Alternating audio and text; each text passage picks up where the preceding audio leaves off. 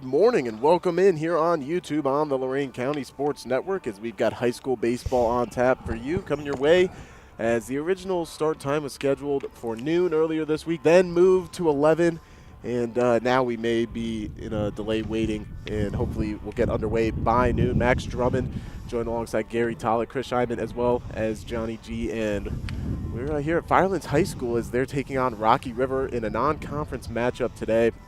Like we said, in a bit of a delay right now, so the players continuing to warm up and just stay ready for what is hopefully at the latest a 12 o'clock first pitch, as we'll see when the umpires are on site and ready to get this one underway. So please stay tuned, don't go anywhere, and we'll have high school baseball coverage coming up as soon as we possibly can here on YouTube with the Lorain County Sports Network.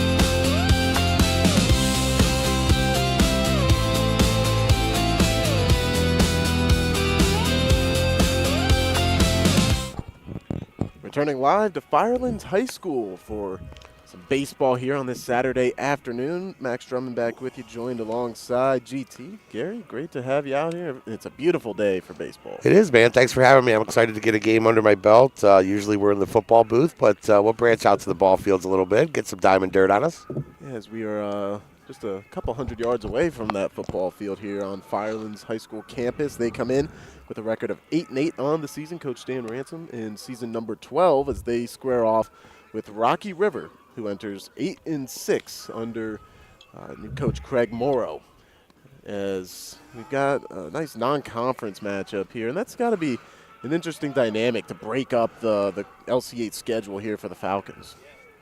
Yeah, one of the things, too, Max, we had a little delay here to start the game, so it's always interesting to see, Rocky River travels out here. This is a good 45, 50-minute drive, so you have a bus drive out, then you get here, you get warmed up a little bit, and now you got another 20, 25 minutes of kind of lagging around and waiting for the game to start. So see who's ready to go here as we get our first pitch in. I know Firelands, they kind of were over in the dugout taking a little break before the game, but here we go, pitch number 1, and some Saturday baseball here in the LC8. As it'll be one Evan Klein on the mound for Firelands, and he puts that one in there. It's hit immediately to the shortstop. Throw on the run, and out is Jack Powell, who entered in as one of the better hitters for the Pirates, so he'll ground out in his first trip. Nice play there by Bauer. Bauer, the shortstop, which is just on our Mr. Baseball watch on the Lorain County Sports Network earlier this week, so get some action under him as he's kind of the fuel of this Firelands team a little bit. As him and A.J. Ridenour connected right there to secure that out. And they're swinging right away, and that's an impressive leaping grab that time by Max Bray. Can't beat that. Ooh. 2 pitches, 2 outs. That's the way to start a ball game. And for Klein, who enters in to this matchup at 2-0, that's the kind of support you'd like to see in the field. Evan Klein comes in 2-0 with a 4.67 ERA, and that's the way to bring the ERA down real quick. As Jordan Cook steps in now, and he'll take the first pitch. First guy to do that for the Pirates here in the top of the first inning. I know in our days of playing, you always wanted to see a couple pitches. We were, we were more aggressive in our second round in bats. He'll come in right there with a ball. So 1-1 count here with 2 outs in the top of the first inning. If you are just joining us, or if you've been waiting through the delay, thank you for being here as we've got one down the third base line. That's fair. That's going to trickle into left field, possibly going for a double. Nope, he'll backtrack. As we had a nice throw in that time from the left fielder, Carter Jones. But like you said, showing a little patience there in that first at-bat and waited for a pitch he liked, and he was able to hug it right along that foul line there. Yeah, and I like the way Cook came out of the box too, right? You hit that single down the line. Is it going to be fumbled a little bit? You always got a possibility for 2. Jose likes to do that, right? Yeah. That's a Jose move. Always extending those moves on the base path. Get some hidden runs that way. Up next here, Bryant Hurt, the catcher, stepping in. Man. Little throw back to keep him honest over at first base. Cook back in head first.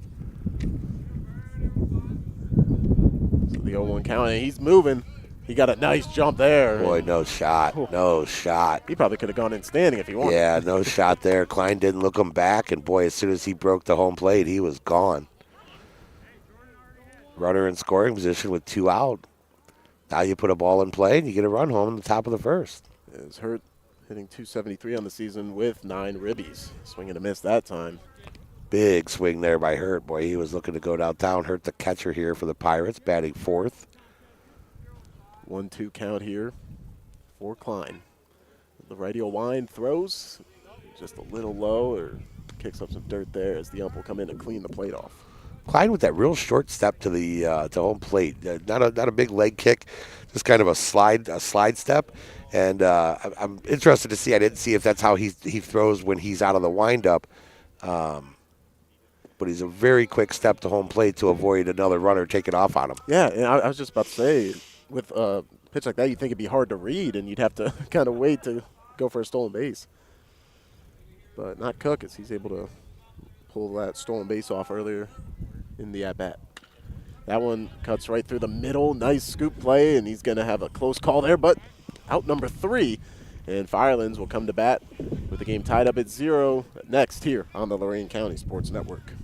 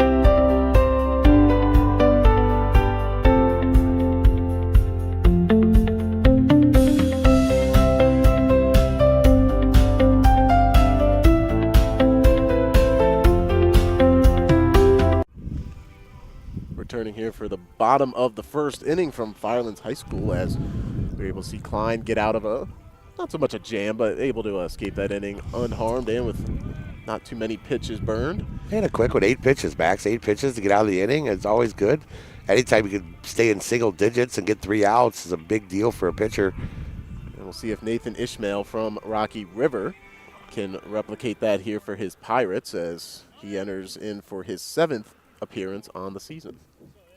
Coming to the plate first will be Carter Jones, the left fielder for Firelands. We saw him with some action there on defense in the top of the inning. Carter Jones batting .459 on the year. I mean, almost at the 500 mark. That is what a leadoff hitter is all about. He'll take a cut there and see that aggression as he's doubling up, more than doubling up that Mendoza. So righty will step back in. Righty on righty matchup here. That one just a bit outside. That'll be a ball. As Falcons base coach will make his way out here to first. Yeah, taking his time a little bit.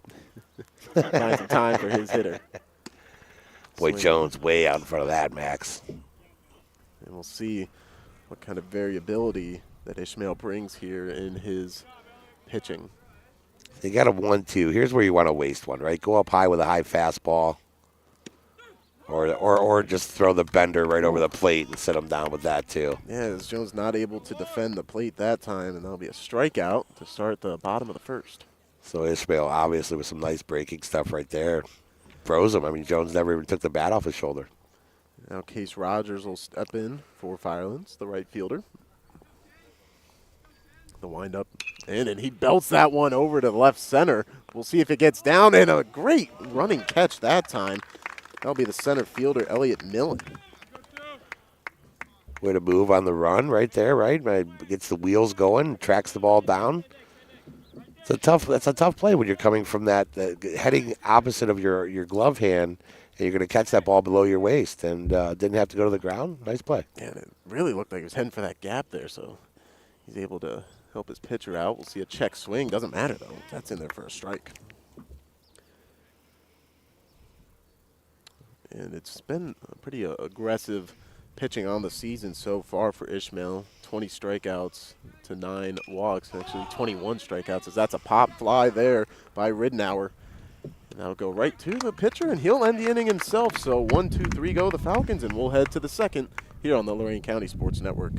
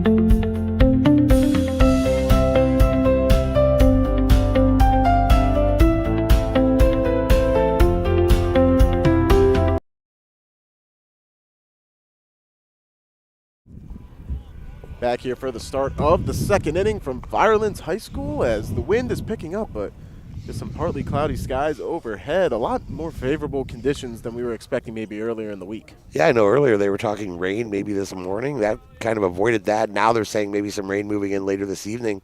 I know we'll be out at Crusher Forefront Field for a Crushers game, so maybe we could dodge some rain out there. It's a total baseball weekend here for the Lorain County Sports Network and WOBL. Pitch just a bit inside there, as Elliott Millen, who we saw make a great catch last inning in the field, takes ball 1. And like you said, Klein with a bigger step that time, as that'll go at the shortstop, running throw, and a great one there. That'll get the first out. Boy, that is solid defense by Bauer on the run, making the throw on the run. And again, I'm actually bringing up about Klein in the windup. He obviously takes that bigger step. That slide step is designed for when you're in the stretch, runners on, trying to hold runners close. And I honestly, I think on the stolen base, he kind of forgot to slide step a little bit, right? Sometimes you just have that lack of thought there, and that's what allowed that stolen base at the top of the first. As Klein will throw in a strike there to start the at-bat with Jake D'Amico. The 0-1 pitch. Just a bit inside, so that'll even up the count. I like being aggressive here if you're the Pirates too, right? You never really see these guys unless maybe you play on you see them in summer ball once in a while or something. But for the most part, they're so far apart. Might as well just get up there and get your cuts in, man. If you're going to see strikes, swing at them. Yep. That'll be strike 2 in the at bat, and we will see, like you said, how aggressive they go here. Infield steps in. That one is going to chop into the outfield and get down for a base hit right in front of the center fielder, as D'Amico's on base with a single. Right here, you'll know Rocky River's right. They've got the chance to see the move or lack thereof right now for Klein, and see if D'Amico's going to take off here on this first or second pitch would be my guess. As we've got our first lefty of the day stepping in at the plate. It'll be Sam Forrestal, hitting with a .304 average this year as he takes ball 1.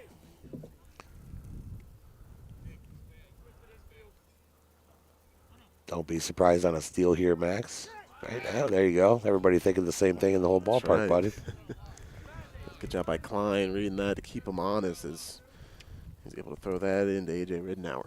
Right back to him. That time he delivered it right at the hip of D'Amico. Making it easy for first baseman to put the tag on. We'll see if we get the 1-0 pitch here. We will. And that one's right at second base, so they'll go to turn 2. First one out at second, but it's a nice hustle there for Forrestal, gets him on. D'Amico kind of does the right thing as a runner, right? He interferes with Bauer just a little bit. Make sure you slide, do something, right? Get in front of it to break up that double play ball and not leave your runner at first stranded. As Max Bray, the second baseman, had to wait on that ball to get to him, to not run into the base path and throw off D'Amico as well. So got 2 outs now. Pitch in there, just out of the zone. Klein, a big-time breaking ball pitcher. Haven't seen much of the heater yet. It's a lot of breaking balls, a lot of snap balls. So, yeah, and we haven't had to see him get too deep into counts. There he goes. He got him that time. Tried to put out. They're going to throw it up ahead. And he's still safe. So Forrestal will get into second with a stolen base. And if you're at the plate, Nathan Ishmael, it's got to give him a little bit more of a boost here with 2 outs. A little more confidence that he can possibly drive in this runner and get the first run on the board. That one will pop up beyond the concession stand on the first base line, and notice there, may not see it on camera, there are no cars over there. I was there. Yeah, you were pretty close to that. Yeah, made the strategic move to go further away in the lot. So Ishmael will step back in, 1-1 count, 2 outs here in the second inning.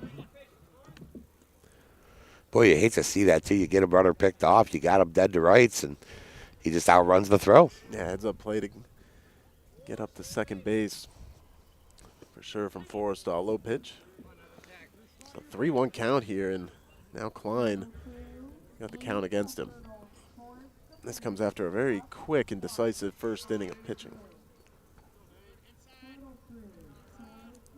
He's ready to go. Puts that one in there, and that'll get through the outfield. And it looks like Forrestal's going to be heading home. Throw to the plate. Not in time.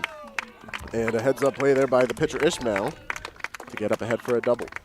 Ishmael with a nice move to advance up on that throw to home. So we've got our first run on the board here this afternoon, as I believe, I don't know, we're still in the morning. Still just before noon here. You know, it's almost kind of, you know, your center fielder, do you want him to throw that ball, right? Do you bring it in? You're going to give up the run. Catcher comes out and gets it about 5 feet in front of home plate, but still. That one right to second base. It's collected and thrown for the third out of the inning. As the side is retired for the Pirates, but not before they drive in their first run of the game, and they lead 1-0 heading to the bottom of the second here from Firelands High School.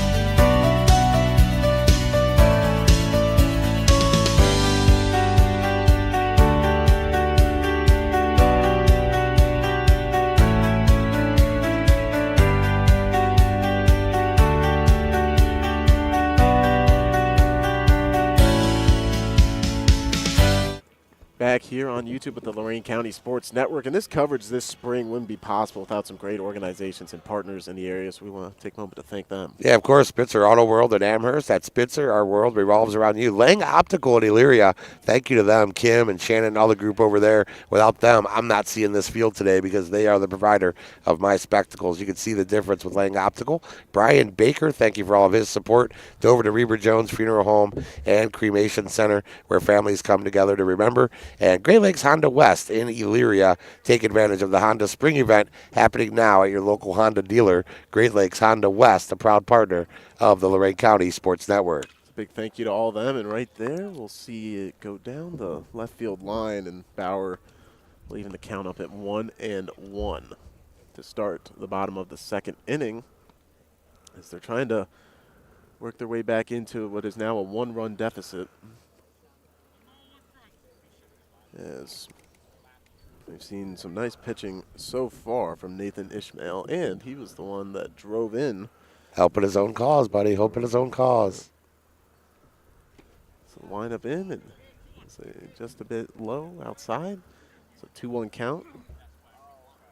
And this is a Rocky River team that comes in off of a win in their last outing, looking to establish some more momentum. That pitch low, and he gets Bauer to go for it there. As the cleanup hitters, the first see action here as they went 1-2-3 last inning, but were able to put the ball in play twice. Just not able to get on base. Unfortunately, the Falcons right now do not really have an answer for that breaking ball that Ishmael has. When he throws that, they're kind of over top of it or out in front of it.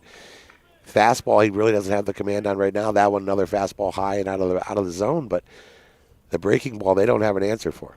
So we'll see if he goes with it here. Full count. Pitch in by Ishmael, and it's popped up. Now stay in the infield. And a catch, and out number one of the inning made by the second baseman, Jordan Nice Cook. pitch there by Ishmael, locking those hands up by Bauer, right? He can't get extended on it. Now it's just a little can of corn as the hands are locked up, and he busts them inside with the breaking ball again. That's the second time we've seen a pop out, so he's doing a good job of location on these pitches, like he said. So one out now, and stepping in is Luke Radonovich. Spotting the ball very nicely is Ishmael, making them go for it. When you can bust their hands in like that, you just can't get extended, right? You can't get any power to the ball, to the bat, and it's a great way to pitch, man. That time we're going to see it get over the infield, and that'll get down for the first base hit of the game.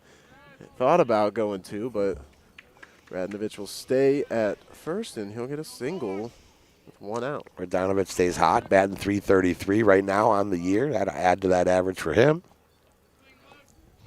Turns out to be a beautiful day out here, huh, Maxwell? So much. I don't know why we're genius. Yeah, I'm telling you.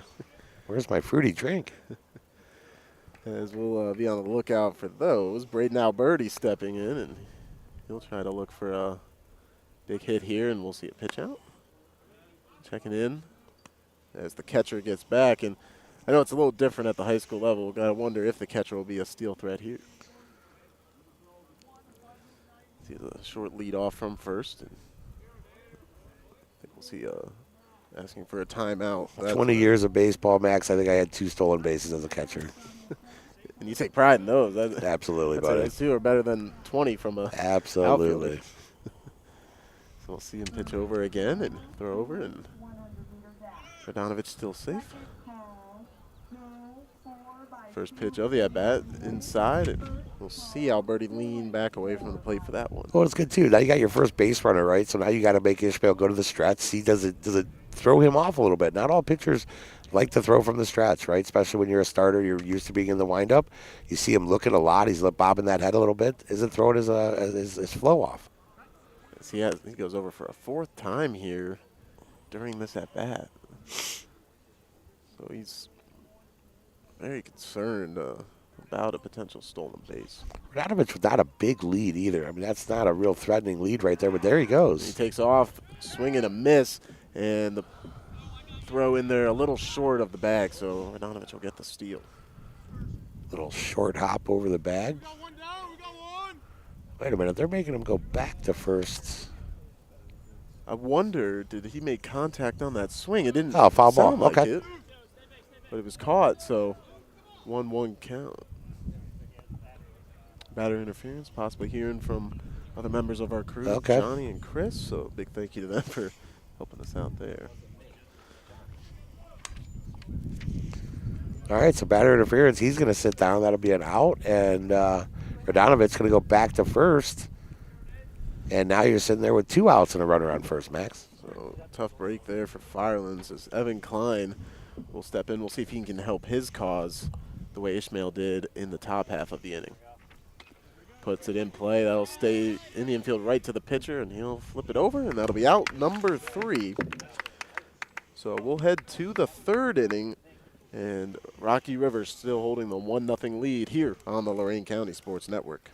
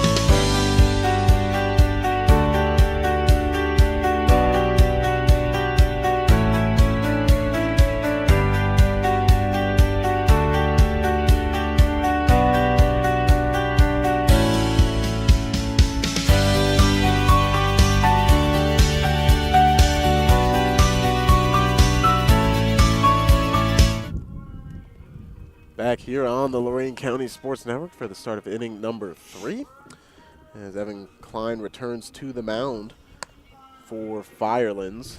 And we'll try to recapture some of that pitching he was able to do in the first inning as they trail by 1 to Rocky River. Yeah, right now, I mean, Klein, both pitchers locked in, right? Playing great defense, no errors in the game, just a couple hits here and there. They strung together a couple. Klein, I think, needs to just stick to what he's doing. Keep trying to put ball on the ground, let his infielders make plays behind him. As that has been a theme so far. 4 ground outs in the first 2 innings. And we'll come back to the top of the order here with Jack Powell, as the leadoff hitter will come to the plate after a ground out in the first inning, like you alluded to. As the field is getting back to their positions. Back to the top of the order here for the Pirates. And we're ready to go. Bauer made a nice little play, came to shortstop last time his way. Bauer makes a nice play on that in the first inning. Yes, he's been very active here in the first couple innings for Firelands. Pitches in, and that'll even up the count as he gets a swing and a miss out of Powell. 333 average on the season so far for the Pirate in the leadoff position. He waits on that one, and he'll find the strike zone. Boy, that's that slow breaking ball, right? It just takes a little bit of time, then finally drops off the table right there about the knee. easy to get out in front of that one, or can you sit back and wait on it before it drops? That's the whole part of hitting the breaking ball. And it's made tougher when the very next pitch is at the top of the zone. Yeah. So we're seeing him work every corner And of that's it. a nice waste pitch by Klein, right? You got him down 0-2. Throw something up around the eyes. That one in there popped up. Tough to see where that went. I don't see any shades on the players, and Bauer doesn't need him as he makes that catch, and it's out number 1. So Bauer handling the leadoff hitter twice now, once on a ground out, once on a pop-up. And again, the Firelands defense, spotless, as well as the Rocky River defense. You love to see good defense in baseball, man. I am not a fan of errors and seeing errors dominate a game, so you love to see people making plays behind their pitchers. I think that speaks to the coaching of as we got a ball one right there, but to Dan Ransom for the Falcons and Craig Morrow has picked up the task here through the season and the job they're doing. Here's the windup step and the pitch. That one's launched out to right center, and that's going to get down for a base hit. So we've seen a bit of liftoff from these Pirates hitters today. A little bit of an inside outer, too, right? He jammed him up a little bit. He was still able to fight the ball off, serve it to the opposite field. Just a sign of a good hitter, man. He got his hands inside of it and fed the ball out to right field. That was Jeff Maslar, who's got the highest average on the team of the starters. There's a few guys ahead of him, but he's played among the most at-bats and innings of any player on the team. So he gets back to first. Again here, boys, something you hate to see. Klein throwing that ball back. Your right fielder backs. You want to see that right fielder kind of breaking in, forward backup when you throw it over to first base. That ball gets away. That's a two-baser. As he's going to go and get the hit. We'll see that went right. No, they'll say it's in play. So we're going to see it turn into a double there for Jordan Cook as the ball goes just past. Crazy play right there. Boy, that is a tough one. That's another one, right? Fights it off with the hands, gets the hands inside the ball, serves it to the opposite field, drops it right inside the line there, and now it's no man's land. Right fielder's shading over to left, right? Because Klein's not a power pitcher. Everything's being pulled. So right fielder's over there. Now you got all this open dead man's land over here, and that allows a double to happen. They had him dead to rights, missed the throw. Not to mention Maslar stealing when that started. So Yeah. that, if he wasn't, you may have been able to get him over at third. A little bit of a hit and run action there by the Pirates, putting people in motion. And motion creates errors sometimes or mental lapses. So Bryant Hurts steps in now to face Klein and check swing, but strike either way. That'll make it a 1-1 count. Now you got to buckle in. If you're Klein, right, you got to quit worrying about the runners on the bags. Go after the batter, try to get an out here, or try to get something up in the air. As they're working with one out here. Pitch in, fouled behind. That's heading towards the buses. Now if I'm Klein, we got 2-2, Max. 2-2 the count, I believe. 1-2 count. 1-2, okay. So 1-2, I waste one here, right? I go up high, I go up by the eyes, try to get him to chase one. It's an interesting situation because you want those ribbies. You got two guys on. As he's aggressive there, swinging, that'll go out to right field, coming in for the impressive catch, and we're going to see if it's a sacrifice fly, and that it is, as Powell is going to score after the Alberti catch in right field. It's a great at-bat by the Rocky River catcher. What you want to do, put the ball in play. You got guys out there. You put the ball in play, you get a run home pretty much either way unless you pop up to the infield, right? So Maslar scores, and we got a 2-0 game on our hands here, but that'll get the second out of the inning, and Cook forced to stay on second there. And now again, if I'm Klein, Max up, he dicks him there, hits him with the ball. Yeah, as he just skimmed probably the arm or the shoulder that time, so hit by pitch. And from what I remember on the stats, I don't believe there's been too many problems with that this year for Klein.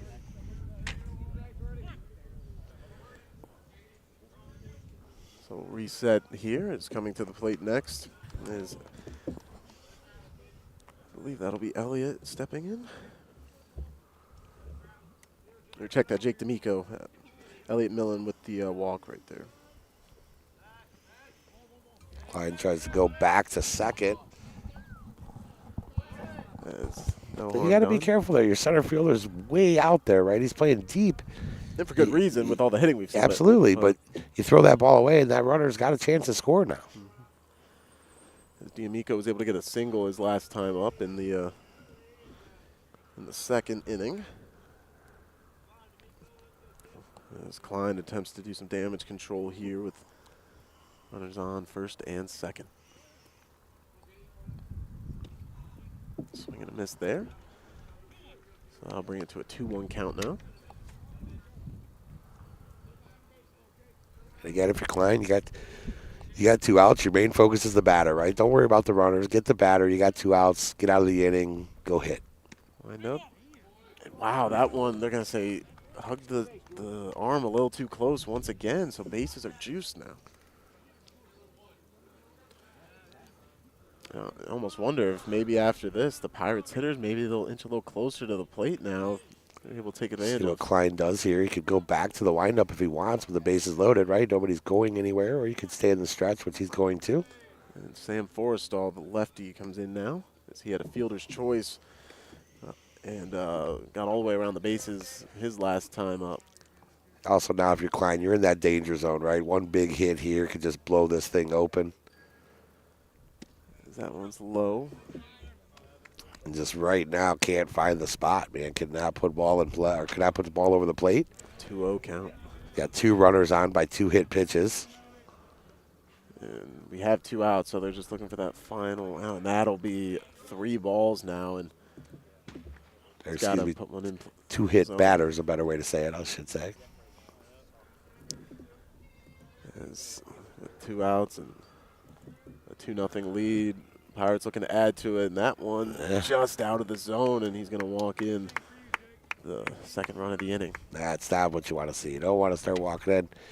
And surprised, I thought we'd see maybe a visit to the mound, even by the catcher, just to go out and settle Klein down.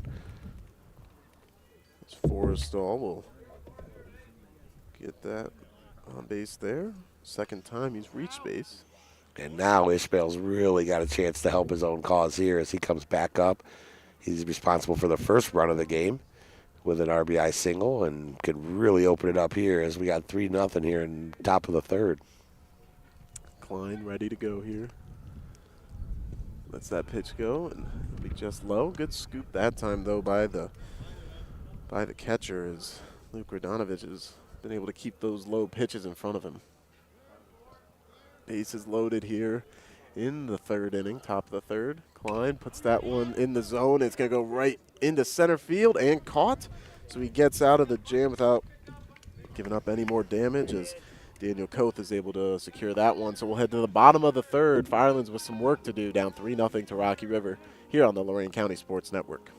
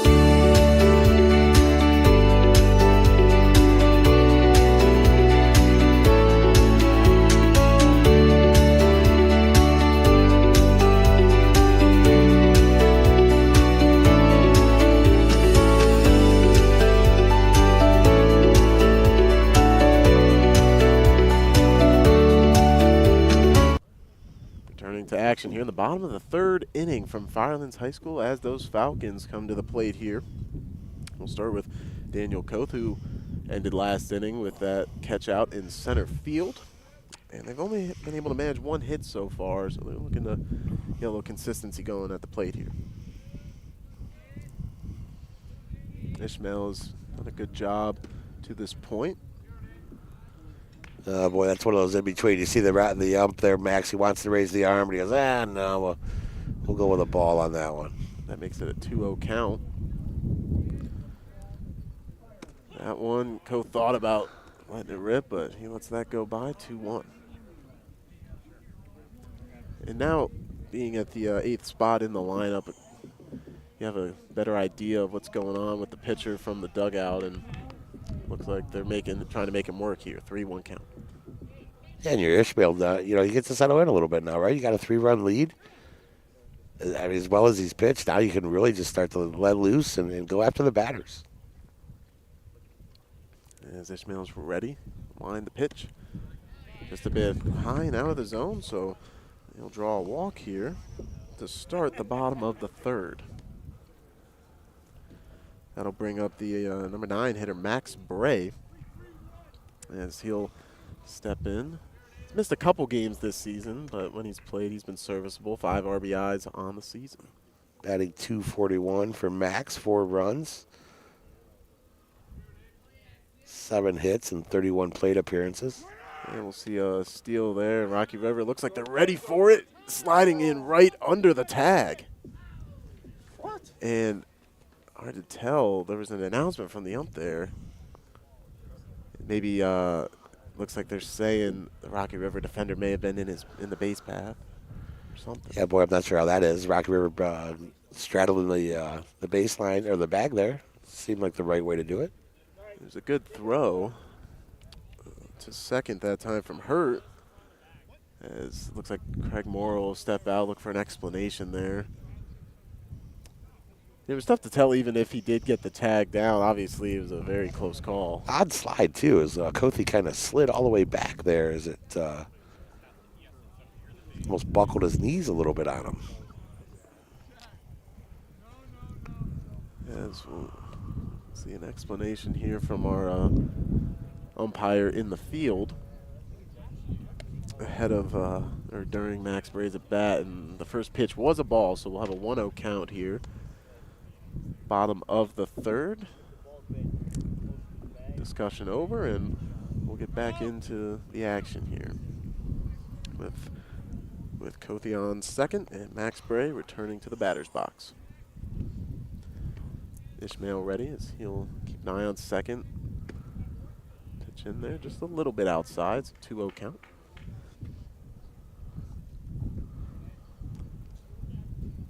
As we've got a nice day out here. Perfect weather for baseball, and hopefully it stays that way in Northeast Ohio as the day goes on. Fouled off. Nice little short, compact swing there by Bray, trying to just drive the ball up. Right now, you just put the ball in play, right? You got no outs, run around second, you put the ball in play, you advance the runner or possibly score a run, right? There's nothing bad that could happen to putting the ball in play ever, really. As he's been able to drive in a few runs already this year, so he's capable with runners in scoring position. Ishmael taking a few minutes on the mound there. He calls timeout to kind of throw it off there. Not a bad idea. Rocky River fans traveled really well today. Yeah, like you said, and I heard one of the parents mention that'll be strike number 2, I believe. Or no, they'll say it's a ball. It's a 3-1 count, but yeah, right around that 45, 50-minute drive. So hopefully they've been able to relay to anybody that couldn't make it that you can watch right here. And we do high school sports coverage year-round, as that'll be ball 4, and it gets Max Bray on with back-to-back walks. There you go. Now you got something set up, right? First and second, nobody out. And you're back to your top of the order. As you get Carter Jones out there in his .459 batting average, and we'll have a mound visit here. It looks like. So Coach Morrow heads out there, and while they take a moment to discuss, we'll take a quick break here and be back and join you in a moment on the Lorain County Sports Network.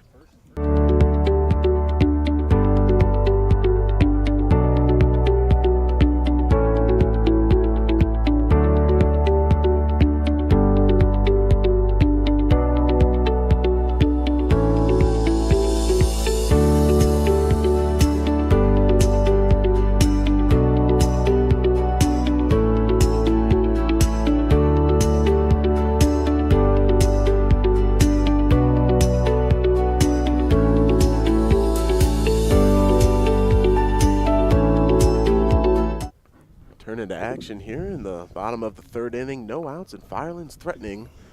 The guys on first and second, and Carter Jones at the plate. Ishmael pitches in. They showed bunt, but he pulled away there and takes strike 1.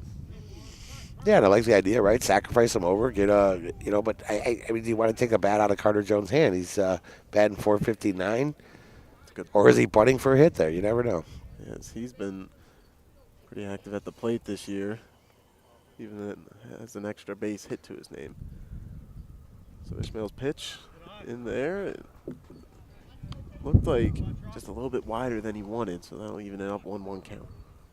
No, Max, you could say it. That looked like a strike. it was that good level, right at the baseline there. I know we don't try to argue with umpires, but yeah, I'm just giving credit for Jones laying off that. It was right in the sweet spot almost, and we'll see him step off the mound. So Ishmael resets. I've been tossed out of plenty of games in my lifetime. Right? Oh yeah. Oh yeah. I don't think they could do it to you over here. So yeah. Oh yeah. You got the freedom to do that.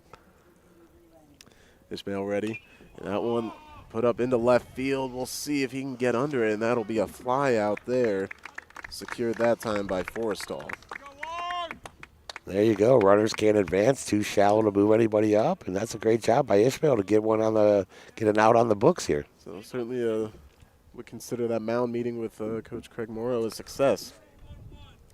As we definitely a big thank you and shout out to Firelands, Coach Dan Ransom, giving us some great accommodation here. Even opened up a gate for us along this right field line to get all these great shots that Johnny's providing on the field today. As Case Rogers will step out of the batter's box and take time. As the righty resets, and the right-handed pitcher, Ishmael's ready to go. Checks on second, as we've got some steal action going on, and that'll get to the second baseman, leaping stop, but we'll have an infield single that time for Rogers. Well, that's good offense, good defense, right? They put hit and run on. Great play by the second baseman to go over there and get that ball. That's definitely a run scoring. Now you got bases loaded, and you bring up your number 3 hitter. Yeah, Jordan Cook with a little bit of a hitch in his giddy up after that. And, yeah, it's the rare win-win situation for everybody because you get to advance some runners, but also if that escapes the infield, we know there'd be at least one run on the board. So 1 out. Now they'll bring the corners in, probably come home with it.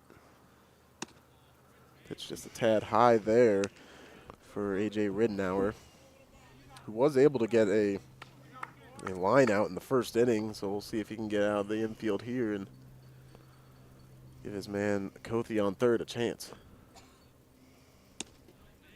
That one just a bit wide. Another one up high. It looked like there was some signaling there from the catcher. Hurt, maybe telling him where he wants it. So now the 2-0 count with 1 out. Ishmael lets it go. Oof. It's 3-0 with the catcher holding it there. And yeah, framed it. He framed it. And when you're in that spot, obviously they just had a mound visit, but as a catcher, is there any way you can communicate some things mid-at-bat like that? There is, man. You're letting your guy know where you want him to put the ball or settle down. Or, right there. I mean, now it's time to go out and talk to him, right? Now if you're the catcher, you let this run come home, you walk out, you talk to your pitcher a minute. Let's get something across as that'll be there you go. Run of the day, as it's Daniil Kothi coming in from third and Ridenour on base with the walk. And now we've seen both teams kind of run into this bit of a snag here. Third inning wall here for both teams is 1 out. Base is jacked for you. And you get your number 4 man up in Bauer, who obviously has a pop. He's put one over the fence. One of 2 Firelands Falcons with a home run this year. He steps in, ready to go.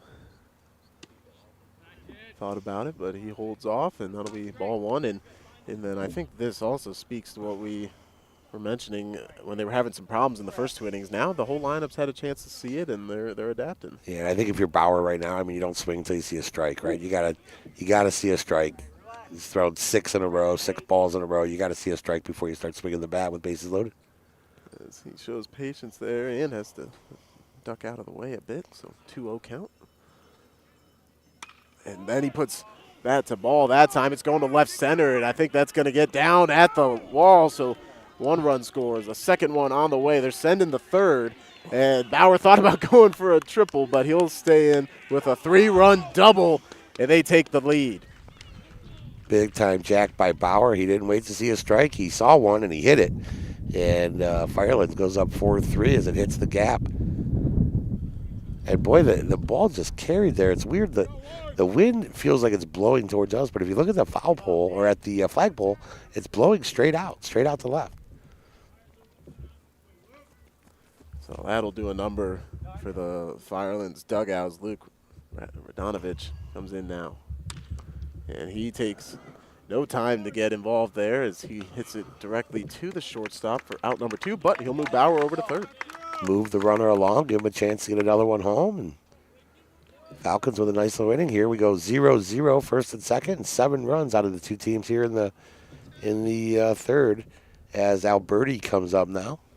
And you couldn't ask for a better hitter in the back half of this lineup as he's over 400 average on the season. Ishmael looking to recover now. A little bit low. So we'll start the count 1-0 here. As if you're just joining us, Firelands getting their first lead of the game as it was 3-0 in favor of Rocky River, but a 4-run inning is giving them the lead. 2-0 count. And yeah, after, obviously we talked about before some of those hits, he had been struggling to find the zone. Well, now the second he put it right back in, Firelands took advantage. We'll see how he responds. Big cut there. Big cut by Alberti looking for downtown there. As Ishmael was able to make him a strikeout victim the first time around in the second inning. Right now, you just want to shorten your swing up. Put the ball in play. Right there you go. Put the ball in play. It's going to be a foul ball. Probably no, going to stay in. And a good job by the third baseman that time, but he was moved so far away that that's not going to get there in time, and it'll score Bauer. Wow. Boy, big high chop, right? You got to sit back and wait on it. You don't have a choice. You can't play it short. Third baseman sits back, drops back, makes the right play. Just a long throw after that. Yeah, and like you said, I mean, even he may have thought it was going to head foul first, so you got to recover quickly, and now 5-3. Alberti gets down the line well. And time is called there as Evan Klein steps in. As we've got pitcher on pitcher here. It's now first pitch of the at-bat coming. Ishmael looking off a few calls here. That may have been why.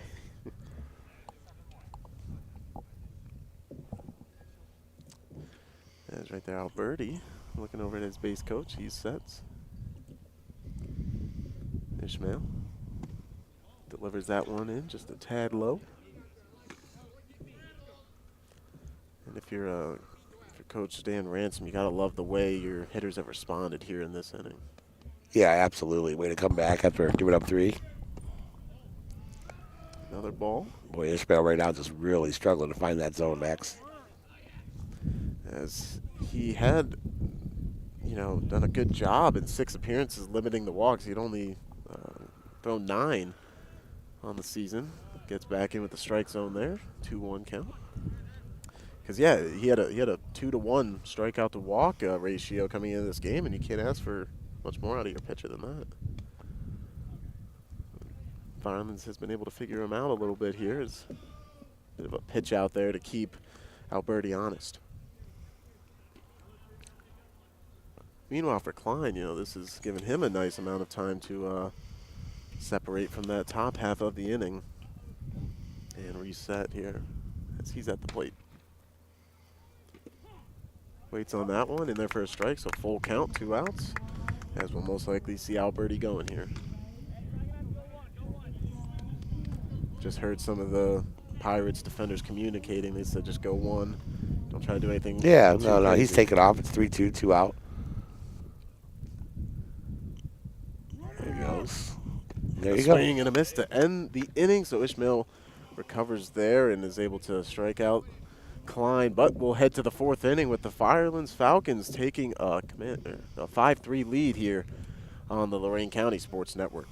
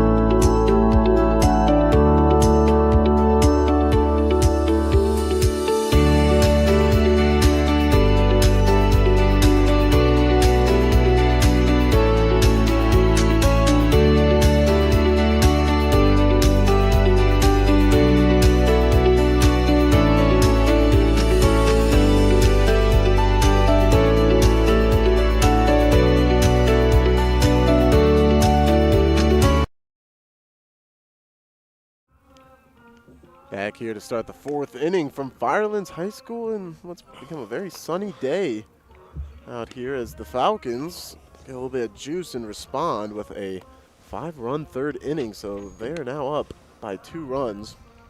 Also worth noting that the Pirates did have a man in the bullpen warming up last inning in Kyle Rush. So we'll see who comes out in the bottom half of the inning here. 61 degrees here right now, Max, in Henrietta Township. Beautiful weather, man. Feels a little warmer than that with that Does, sun yeah. right on us. Good baseball weather. No clouds blocking anything up. As Falcons warming up here as we'll get the throw down to second. And now we'll get ready to go here as the 9-hitter, Eli Kleckner, will head to bat and just about get this 4th inning going. Now Klein, for the first time, will get to pitch with a lead here today and see if that affects how he is, how he decides to attack. We just gotta something to Got a glove down there by the bullpen. Down the right field line, as I believe that was Rush heading that way as he was the one warming up. So we got 1-0 count to start the at-bat for Kleckner. He puts it into play. That'll head towards the left field side and out number 1 there on the catch from Carter Jones. That'll bring us back to the top of the order here. Right fielder Jack Powell. Jones there with a nice step, right? Your outfielder always 1 step back, right, before you start coming in so you don't get beat over your head, and played it perfectly. It's a can of corn. That's going to be fouled up and out of play just behind us here, and it goes in between the buses. How about that? You know you're at a baseball game when everybody's rooting for it to hit a roof. And yeah, no, it's a packed parking lot. Not only we have this game going on, one count now. We've also, I believe there's either been lacrosse or a track meet. Big track meet, yeah, around the Firelands Stadium. A lot of schools here for that, and that takes a weird hop. Somehow Bauer recovers on the run, and it pulls the man off the bag, and we're going to see Powell go for 2, and he's into second standing up. Boy, so an infield, I got to imagine you go infield single there. That's a tough play for Bauer, and then advance to second on the air. Yeah. But boy, oh boy, what a play to stop it by Bauer. Fields it on the short hop. And as a shortstop, it's the only choice you have. You either got to come in. If you sit back and wait on the ball to take a bigger hop, you got no shot, right? So, right thing to do there. You obviously don't want to see the throwing error, but as it pulled Ridenour off the bag, as he was trying to keep that foot planted to try and secure the out. So, next batter taking a low first pitch is Jeff Maslar, and he was able to kickstart a bit of a run they had in the 3rd inning. As he was able to get a single, throw him back out. And that was a good job that time by the second baseman, Max Bray, as he didn't go all the way to the bag. If he had, the ball might have gone past him. So 1 out, 1 man on second here. Klein puts that one in, and that'll be another foul pitch. Out of play. 1-1 count now. Maslar, he's got 5 doubles on the season to go with 10 RBIs, so he knows a thing or two about extra base hits. The man in scoring position, he'll put that. That goes just out of the infield. We'll see who calls for it. Bauer calls off Jones that time, and we got our second out of the inning. Boy, Bauer covers some ground out there at shortstop, man. That young man is all over the place. Right now, if you can see this score hold up, boy, you got a Lorraine County Sports Network Player of the Game, no? Yeah, it'd be hard to take that from him so Brought to you by far. Great Lakes Honda West in Elyria. Don't forget, take advantage of the Honda Spring event happening right now at your local Honda dealer, Great Lakes Honda West. Perfect time as the weather's turned. That's that ball's all going to us. come right near us. Oh, man, it's caught by one of the chairs. How about that? Just a couple feet from us. And this is one of the first games where we have a fence protecting us. Yeah. We haven't We haven't had to run into any issues so far here on the Lorain County Sports Network as we've covered a baseball game last week. SWC plays. We'll go back to second. And we got to see Avon Lake and North Ridgeville kick off our coverage, and then we've seen a couple softball games. Like yesterday, we were back at Avon Lake. Amherst Lady Comets able to get the victory there, and Keystone got a commanding victory over Columbia earlier in the week. And that's the third another time. hit Wow. batter. Right on the, and it's skimming these guys. It's not like it's beaming them on the back or anything like that either. So he'll reach base for the second inning in a row. Will Massler, or check that'll be Cook. Either way, still stands as he got a double last time around. So with 2 outs, we'll see a hit that time by Bryant Hurt, the catcher, going towards the left field line. And it's just out of play as in hot pursuit that time was Carter Jones. And that can be a little bit of a defeating play there if you're the Pirates. Did I see that right? Did Jack Powell get all the way to home plate? Yeah. Wow, he was halfway to the dugout. That ball was up in the air a long time, man. It just kept carrying. Also kind of carried it out of bounds, or foul. So Evan Klein will reset here. 0-1 count, 2 outs, 2 men on for the Pirates. And that one's going to go past the catcher, so both base runners will move up into scoring position now. Got an even count here, 1-1, and just a bit out of range that time for Radonovich. So Klein gets a second there to catch his breath and kind of reset. Andy looking for a new baseball here. Radonovich will get that back to him. And yeah, this is definitely could be a turning point in the game. 5-3. Falcons able to get back on top last inning. Chance to tie it up here for the Pirates. Put one in play. Single up the middle. Any type of hit here. Boy, almost got him again. As Brian Hurt steps away. The count will go in his favor now, 2-1. Brian Hurt, 273 average on the season, but he's drawn a number of walks. Not thinking walk there. I'll go straight to center field right on the warning track, and that'll be reeled in, and that'll bring an end to the top of the 4th. So we'll go to the bottom half of the inning. Firelands looking to build on that 5-3 lead here on the Lorain County Sports Network.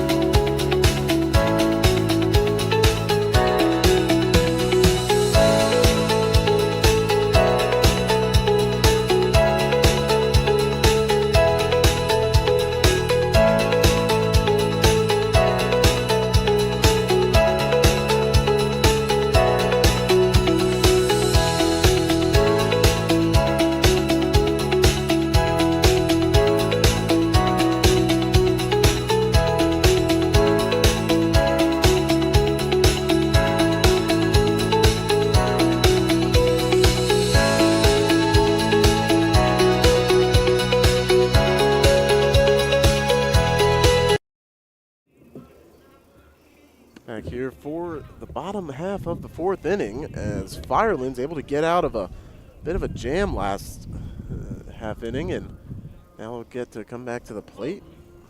And plenty of wind in their sails and wind in the air here at Firelands High School.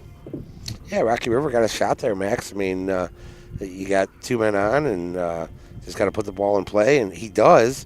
Unfortunately, just happened to be right at a center fielder and ran it down and go back to the drawing board. Ishmael comes back out for a 4th inning. As he's ready to go, facing off with the 8-hitter and Daniil Kofi. So I believe ball one. Kofi batting .282, 11 hits and 39 at-bats. That one in there, just down of the zone. So he was able to secure a walk his last time up last inning. That'll make it 3-0.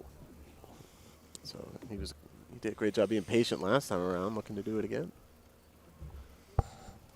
Ishmael puts that one just above and lead off runner on.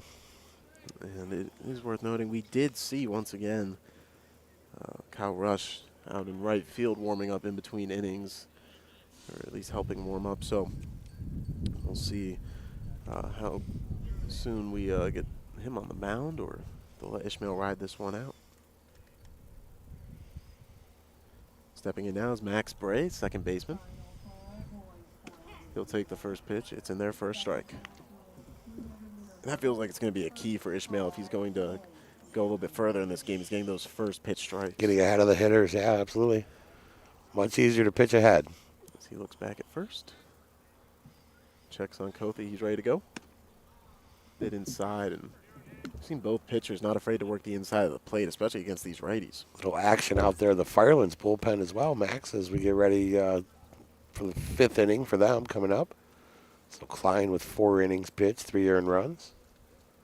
He's done a good job recovering, and that's going to be fouled off out of the catcher's mitt. So be 1-2, and Dotson got kind of handcuffed there again, right? You can see when that shortened swing happens, the hands kind of come in and just, it's not a fluid swing. And one of the things Ishmael does very well is breaking their hands inside.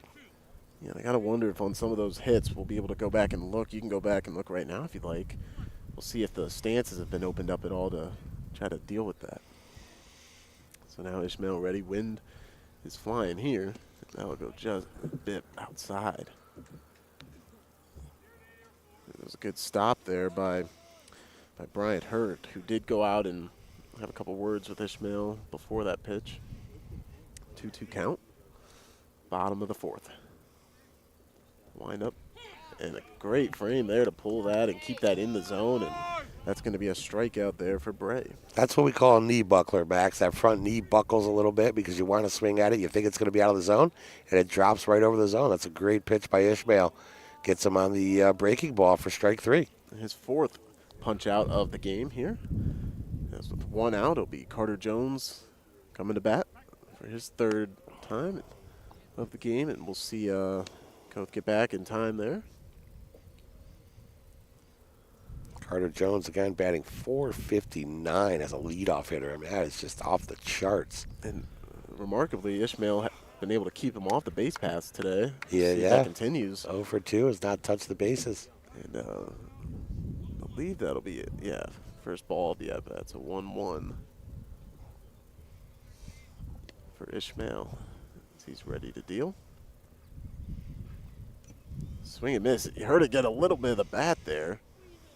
So actually it was 0-2 ahead of that pitch, so it was very crucial that wasn't caught by the catchers. That keeps him alive here.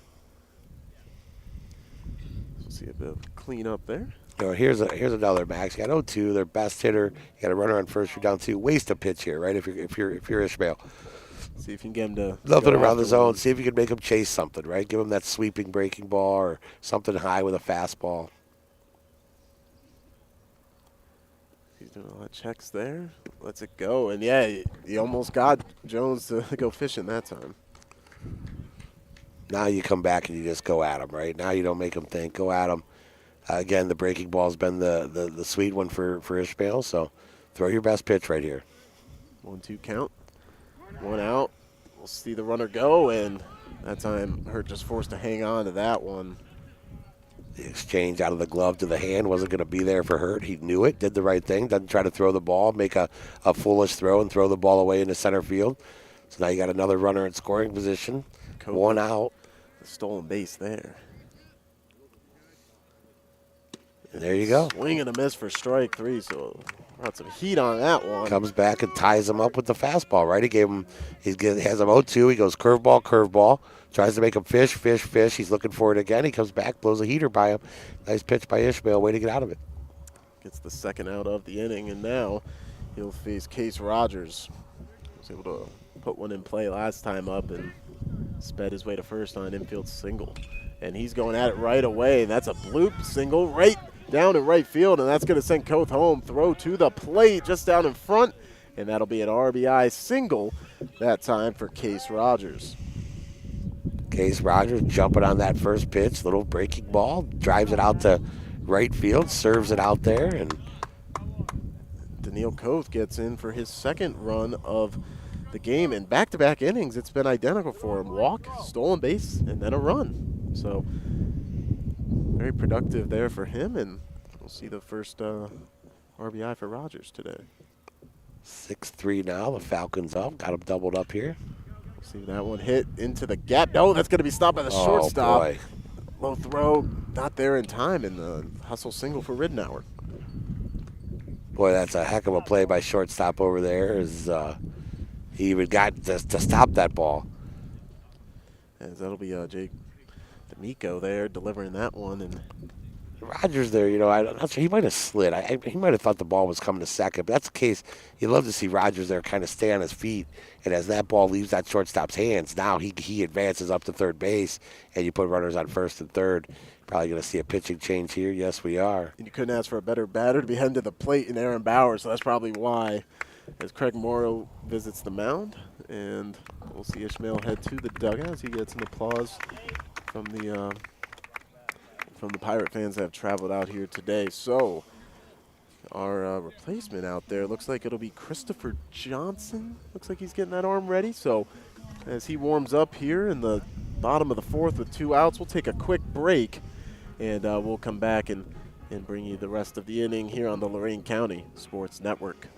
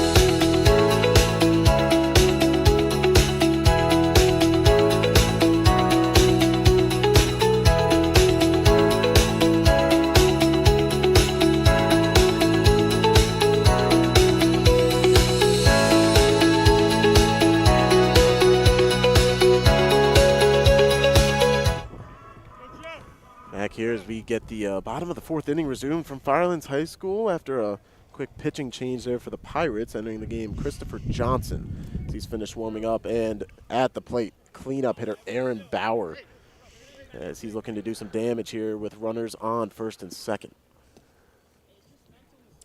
And for Bauer, we've already highlighted that batting average. Obviously, 17 RBIs to go with it, leads the team, but his OPS, it's over 1,300, Gary. Yeah, Bauer last inning had the big double, drove in a 3-run double. And, again, just continues to kind of be a hitting machine for these Firelands Falcons. Drove that last one out to left center, almost touched the fence out there, and can do damage here again. So we got ball one to start the at-bat here. You want to be very careful. It's a tough spot to be put in, and the off-speed pitch gets in there for a strike. Big-time breaking ball from our new pitcher here. Johnson, is that next? Yeah, Christopher Johnson. He looks back at second a couple times. He lets this one go. Made him go chase on that one, and not really a pass ball as it just went off to the right. So good recovery there by Hurt, and he's able to keep the runners where they are. If you notice in Johnson's windup here, Max, watch his right arm as it goes back. It really cranks over to show you he's going to throw that breaking ball. That's what we've seen mostly, and the runners will go. And we're going to see a throw out to second. And, wow, it went right into the glove. But, man, going to be a double steal in action there as they were not able to get Ridnour in time. They had him dead to rights, too. That's another one. Just got to hold on to the ball, squeeze it, and tag somebody. So 2-2 count now, 2 outs and 2 runners in scoring position for Bauer. Got to watch now for a pass ball, too. Johnson throws that big breaking ball. One in the dirt to get away from the catcher. That one, that'll be a pop-up. It's coming to the right side of the infield. Two Pirates going for it, and that's going to get down as they lost it in the sun. One runner scores, second one on the way, and sliding into a cloud of dust and scoring is going to be the 15 of Ridenour. And Bauer staying put at first. Yeah, Bauer getting an earful there. He's supposed to be at second base on that automatically as soon as that ball's thrown. He's got to see that as a batter. And, boy, as soon as that ball left the bat, you knew it could be trouble, right? It just wasn't hit hard. And, again, gets caught out there in no man's land.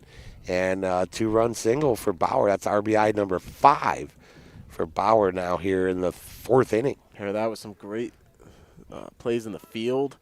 You're shaping up for a great day here as it's 8-3 now in the bottom of the 4th inning. And stepping in Luke Radonovich. He'll wait that first pitch still, and he'll keep waiting. And, you know, I noticed this. I didn't bring him. I know our cameraman, Johnny, he was smart. He's got the sunglasses. A lot of these guys are keeping them on the brim of their hat. And right there in the moment, it's tough to try to make that switch. And you can see why it's losing. And we've got a balk. So that's going to send Bauer up ahead to second. Advance the runner. And that's the first one we've seen this season on the Lorain County Sports Network.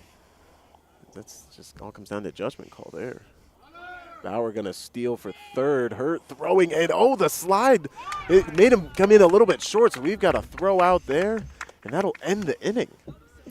Scorpion slide, they call that, Max, as the feet start to come up. It kind of stuck in the mud there. And hopefully, you can tell it hurt. Bauer a little shaken up on that. Hopefully he's okay, as that'll bring an end to the 4th inning. But even still, he's able to help do some damage and extend this lead to 8-3 in favor of the Falcons on the Lorain County Sports Network.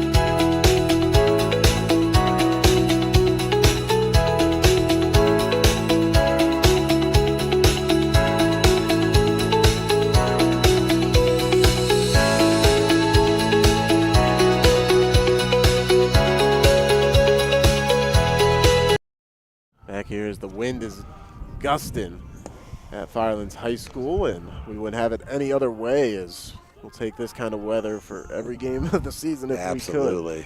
As Firelands is having a good time out here, up 8-3 on their home field.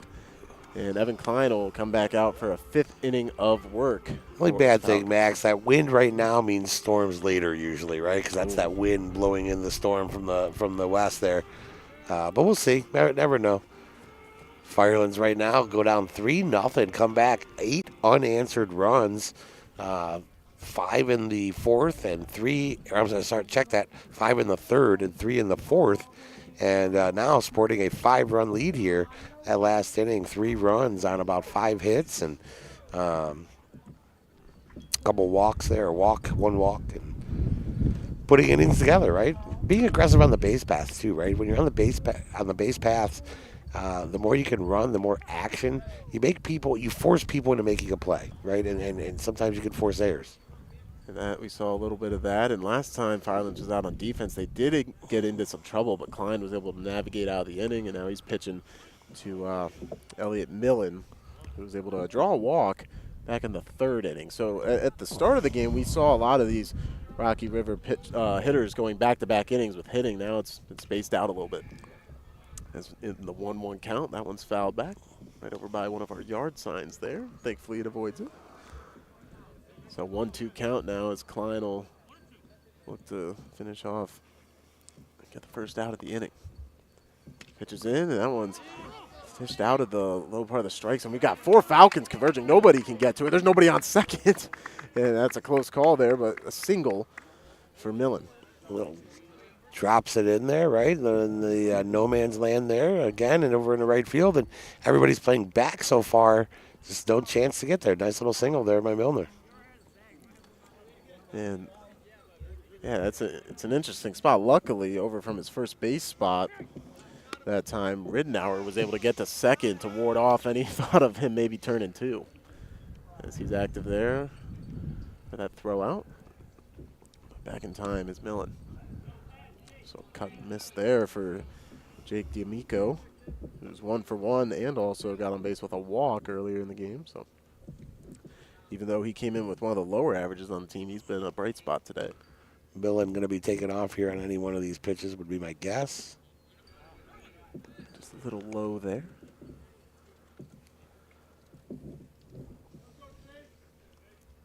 Now resetting, 1-1 count. Here, and we'll see the throw out over. And, oh, that was thrown over there in a hurry by Klein. So Millen gets back just in time and now set back up. Yeah, they're definitely concerned about him taking off. The pitch makes it 2-1.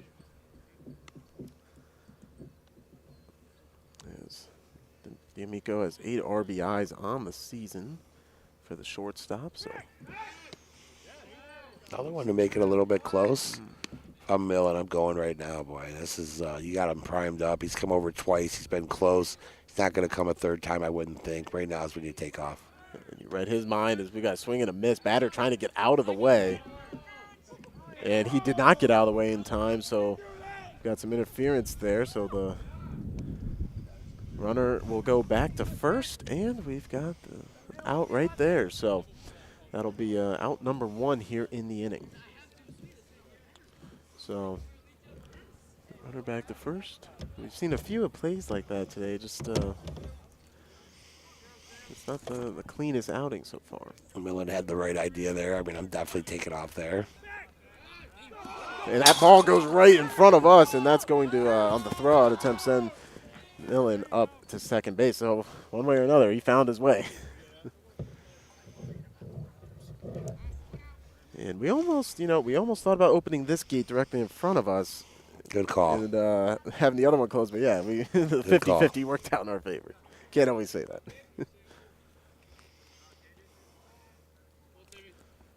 So with 1 out, first pitch of the at-bat. See that come in for a ball. This Klein will reset on the mound here. And if you're Rocky River right now, you just got to chip away at it, right? 1 run an inning here gets you back in the game. There you go. You hope that's could turn into something. Bauer botches it. We don't see that from him very often, if ever. There you go. Runners on the corners. Now get this runner going, get your bat swinging, and now you can chip into this lead a little bit here. That's Sam Forrestall, who has found his way onto the bases 3 times now in 3 plate appearances. What you can't afford is to not get one of these runs home. That's what you can't afford. That runner on third, less than 2 outs, you need to get that run home, cut this lead to 2, and now you got something to work with. You got a new pitcher out there. He gets to start a fresh inning. Oh, and Klein just gets in the back there. That definitely was an off-speed pitch, so hopefully it doesn't hurt as bad. Right there for... that's your new pitcher. That's Johnson there. Christopher Johnson gets on. Let's make that update here on our scoring. Klein is, that's a hit batsman number 4, if I'm not mistaken, Max, possibly 5. But now the pressure's on. You bring the corners in, you try to chop down that lead runner. Bases loaded for... I believe actually we're going to have a pinch hitter here. It's Caden Farrell. So he is stepping in place of Kleckner. Strike called there. So 1 out. And if you're Klein right now, you quit worrying about the runners, right? You don't worry about the runners. You go after the batter. And he'll do exactly that. And that one called a strike to the dismay of Rocky River Nation. Pirate fan did not like that. Is that down by the knees there? But we're pretty far away. I can't see that well. My optical's good, but I don't know if I can see that. Fix that for you? I don't have X-ray vision here. This one straight Can up. of corn and infield flat. That's going to be an out. There we The go. fly rule as Bauer secures that, and that'll give us the second out of the inning. So we'll go back to the top of the order. It's Jack Powell. That is a big time pitch by Klein right there to get out of that. And no damage right now. As boy, our son got taken away there. Got to like that for a second. Yeah, I know Chris, our producer over here, is saying, "Hey man, give me a break on the heat here, beating up my computer." So. Klein will put that one in. Good save that time and throw back. So good job to stay in front of it that time by Radonovich. And everybody knows they're moving. 2 outs. The second they see that put into play or even just contact made. Another ball out of play. That's going to hit the concrete behind us. Make it over to the school bus area. Did you ride the bus in high school, Max? Yeah, I never went to a high school that had busing. Oh, really? Yeah. You had to either walk or you uphill both ways? Uphill both ways, 12 miles. Through the snow? And the bus was called the cheese wagon. As if you had to ride the cheese wagon somewhere. I'm sure some Wisconsinites wouldn't hate something like that in their life, man. Cheese heads. So we'll reset here. 1-2 count, 2 outs. Base is still juice for Rocky River, and that one soaring towards the outfield. That's dropping. Once again, between 4 Falcons, and at least 2 are going to score. As that'll bring this one to an 8-5 game. So Jack Powell doing the job there with a 2-run single. And there you go. Chip away, right? It's the only way to get back. Chip away, chip away. Now you still got 2 runners on. You got the heart of your order up. Another big hit here, and we're going to see a tie game pretty soon. It's the pair of Pirates scoring right there. Elliot Millen along with Sam Forrest all both getting home there. And that first one will be a ball. Stepping in now, Jeff Maslar, the over 400 average hitter.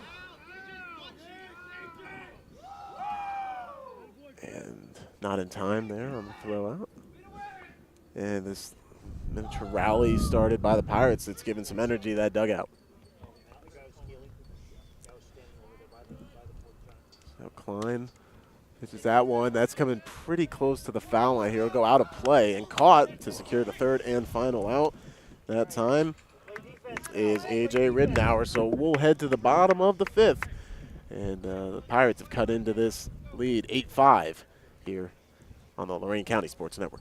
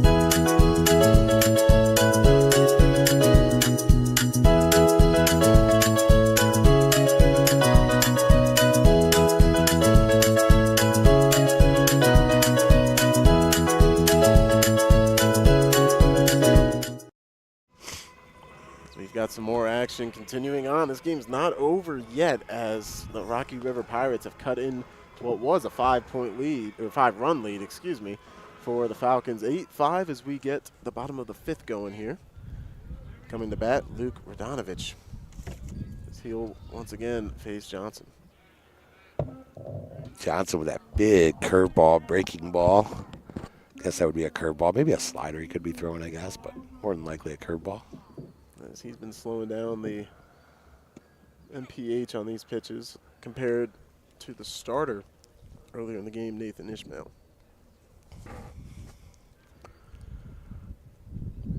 So now we'll reset 2-0 count here. Radonovich watches that one come in for third ball of the at-bat. So 3-0 count.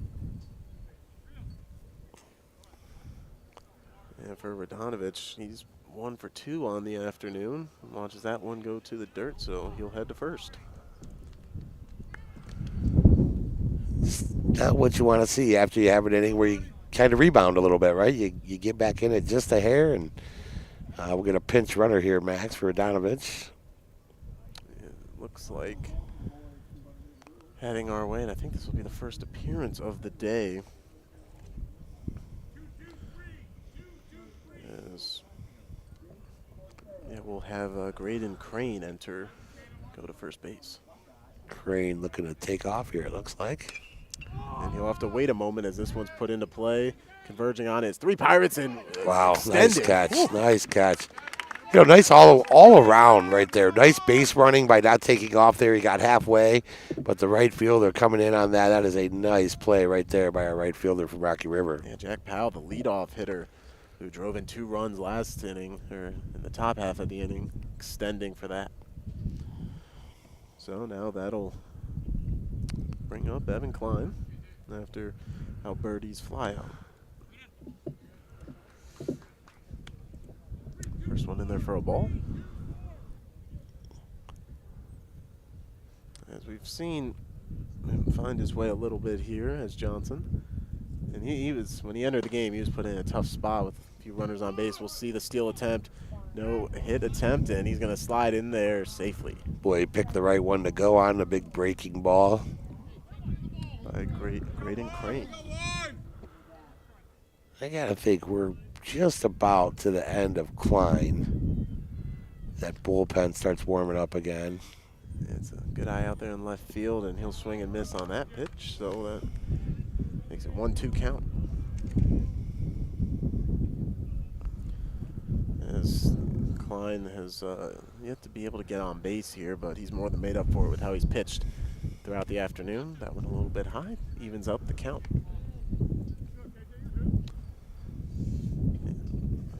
You know, for Firelands, obviously this game's still far from over as Rocky River threatened last half inning.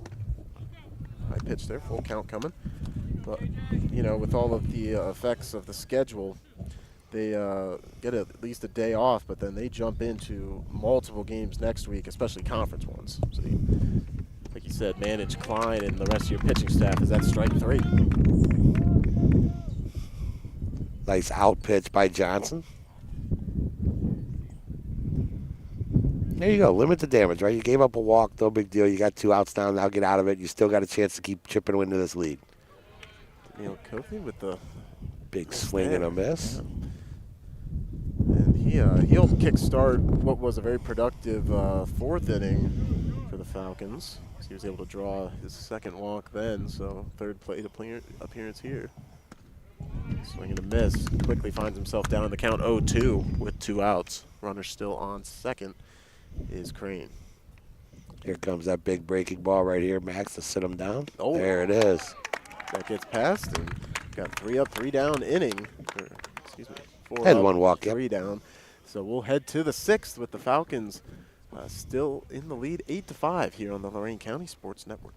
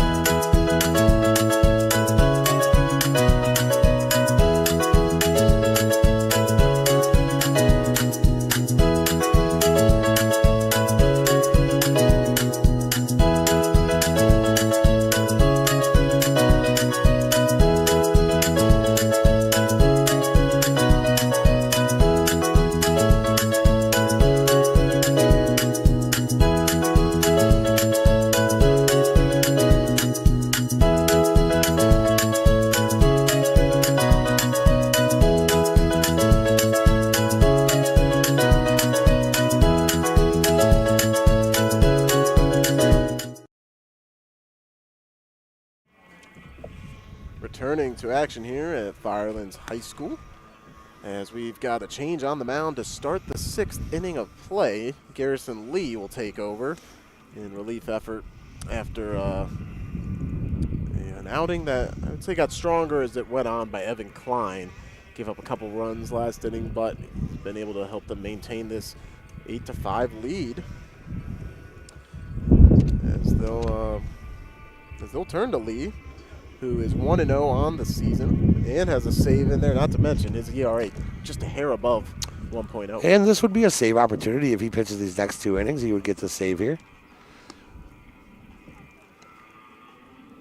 He goes 6 outs. Actually, he's only got to go 3. I'm sorry, they're up 3. Yeah, he's only got to go 3. So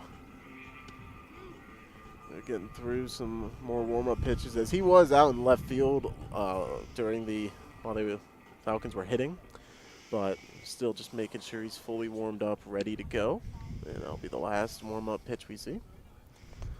And now we'll head to check in on Rocky River as Jordan Cook comes to the plate. 2 for 2 here this afternoon. Also responsible for a couple runs here on the day. So the righty Lee starts off with a strike, and that's how you set the tone.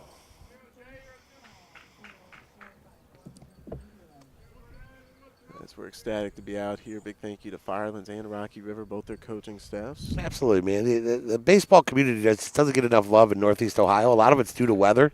They don't get a lot of coverage. Here in Lorain County, we try to cover what we can. Obviously, there's EOLs out there trying to cover stuff as well, and it's just tough, man. The weather makes it a very tough sport to cover on the radio or on YouTube, especially on a consistent basis, and we see that affect these teams as well, as that's in there for a ball 2-1. Sure. So I've seen some posts on social media. Some teams, like 2 weeks away from the playoffs, have still played only half their schedule. Yeah, I mean, you go talk to Coach Dan Durante, right, of Columbia. I mean, there are times where they've started a season and the boys haven't even stepped on a baseball field. They've been in a gym fielding grounders, right? I mean, yeah, and no matter how many times you try to simulate it, there's just nothing compared to the real thing, and so it's always a blessing whenever you can get out here and play in conditions like this. Just a bit outside, so 3-1 count. As Garrison Lee faces his first batter of the afternoon.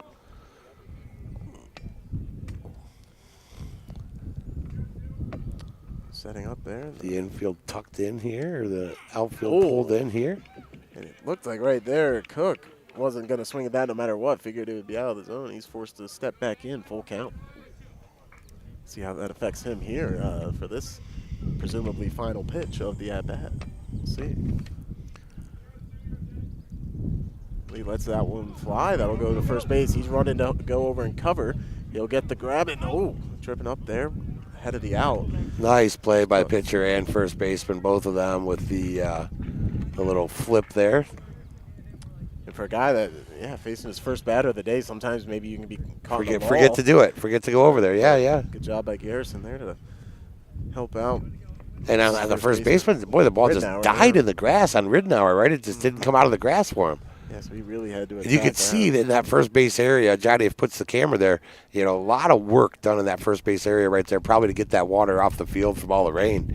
You can kind of tell the work was done there, And it also, doesn't fully help things that we've got had a lot of guys on base today, a lot of steal opportunities. You can see it dug up a bit. So 1-0 count here, 1 out. In the top of the 6th, that one fouled off. And that one's going to go way back. Yeah, I lost track of that almost instantly. That one's up in the lunchroom. So we'll reset. Now I can go for some lunch.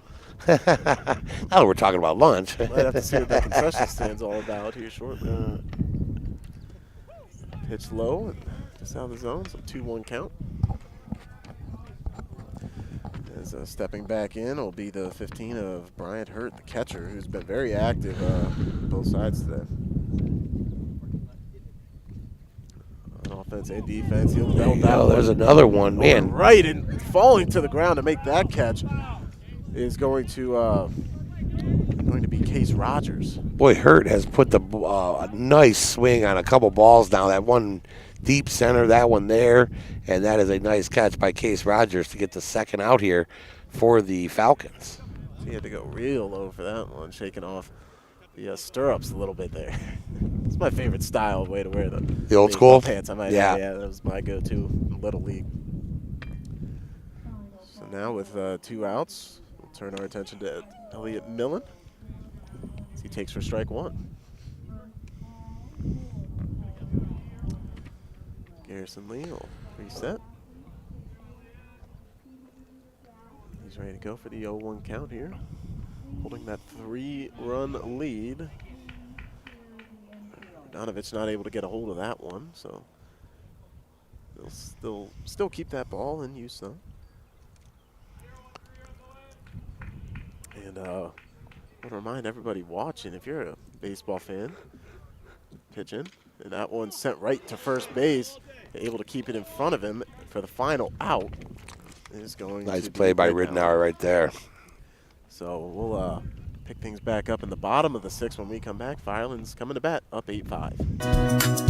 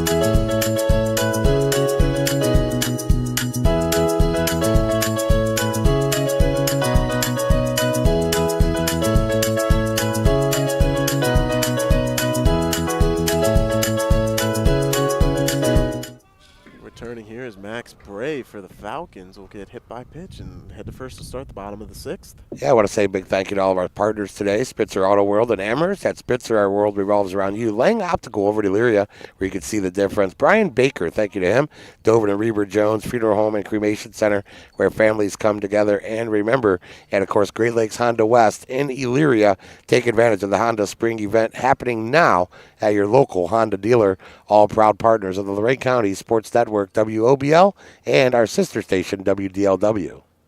Yes, that's going to be a ball in, 2 strikes to start the at-bat for Carter Jones. So Johnson not messing around there after the hit by pitch. And yeah, a number of those are also partners for Cleveland Guardians coverage, which in case you noticed last night, you couldn't find it. It was on Apple TV. Well, 1320 AM and 107.7 FM. Got just about every game of the season for you. Yeah. You don't got to pay a fee, or you get your hometown broadcasters like Jim. Lorain County Radio, home of the Guardians, AM 1320, 107.7 FM. The only time you won't hear the Guardians on 1320 is on Friday nights, and that's when our Friday night football coverage starts. So we got a ways for that. I believe that starts 3rd week of August will be our coverage for Friday night football. As Christopher Johnson delivers a 3-pitch strikeout that time on Carter Jones, so he'll get the first out of the inning. The man still on first in Max Bray. And that ball go past the catcher Hurt, so we'll see easy steal there. For those listening, don't forget about our Friday night football coverage. We'll be in 4 stadiums every Friday night, one on WOBL, one on Cool Cat 98.9, and 2 on our YouTube channel, the Lorain County Sports Network. And then, of course, the greatest postgame show in the state of Ohio as we talk to all the coaches and the players in the studio. Goes into the center field, running in and making the impressive catch that time is going to be Elliot Millen. And yeah, to build off what you said, even if you're a Rocky River fan, you know, you're a child multi-sport athlete, don't worry. We still get out there occasionally. Our first playoff game on WOBL last season, Midview, or it may have been WDLW, excuse me, Midview at Rocky River. Yeah. And I know Tristan Hughes, big time wide receiver prospect, got to see him, so we may even get out and cover you this year.